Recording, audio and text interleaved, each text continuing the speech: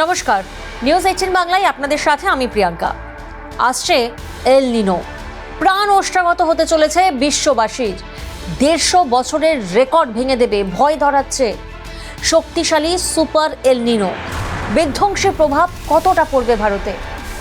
1877 সালে প্রথম এল নিনো কতটা ভয়ঙ্কর ছিল? 1877-এর পুনরাবৃত্তি কি হতে চলেছে আবার? 1877-এর ইতিহাসের পুনরাবৃত্তি কেন বলছি? কি হয়েছিল 1877 সালে? 1877 সালে এল নিনোর প্রভাবে বিশ্বে ভয়াবহ দুর্ভিক্ষ দেখা দিয়েছিল। অসহ্য গরম এবং ফসলের অভাবে মারা গিয়েছিলেন কয়েক কোটি মানুষ। গবেষকদের আশঙ্কা, গ্রিনহাউস গ্যাসের নির্গমন না কমলে 2026 থেকে 27 সালের মধ্যে সেই অন্ধকার দিন আবার ফিরে আসতে পারে। আর তাই এখন থেকেই বিশ্ববাসীকে সতর্ক হওয়ার পরামর্শ দিচ্ছেন বিজ্ঞানীরা।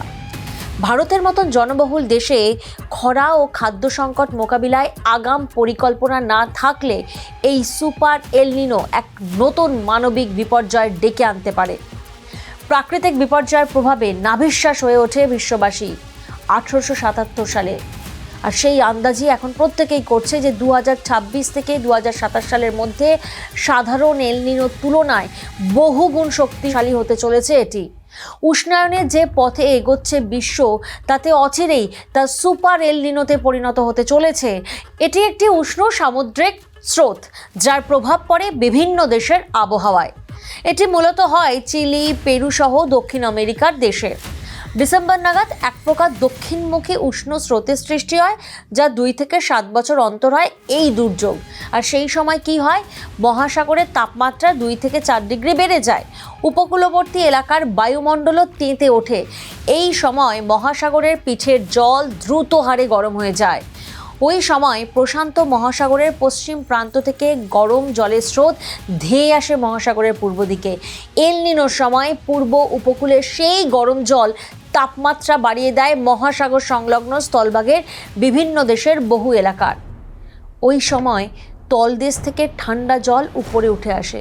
1950 সালের পর থেকে 2 ডিগ্রি তাপমাত্রা বৃদ্ধি মাত্র কয়েকবারই ঘটেছে, 1982, 1997 এবং 2015 সালে।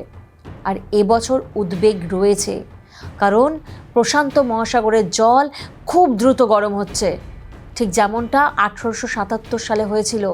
কি হয়েছিল? এক দুঃসহ প্রাকৃতিক বিপর্যয়, যে বিপর্যয়ের সাক্ষী থেকেছিল বিশ্ববাসী।